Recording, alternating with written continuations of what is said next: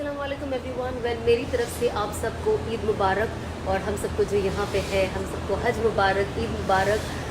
हम सब जानते हैं कि ये जो ईद का स्पेशली जो बकरा ईद है, जो ईद उल अदा है, वो उसकी अहमियत, उसकी असल चीज़ क्या है, जो कुर्बानियाँ हैं जो इब्राहीम अलैहिस्सलाम ने दी थी इस्माइल अलैहिस्सलाम को लेकर, तो हम इस चीज़ का मतलब समझें एंड इस चीज़ को वैल्यू करें। हमने जो 10 दिन अपनी इबादत की है, हम कोशिश करें कि ईद डे को सेलिब्रेट करके हम आई एम श्योर बहुत सारे लोगों ने ईद पार्टी रखी होगी घर में एंड जो भी अब किया होगा सब वेस्ट हो जाएगा, because there is gonna be all kind of हराम things including music and adultery and so many things. Astaghfirullah, I don't even want to take the names of the haram that we all are already planning to do it on Eid.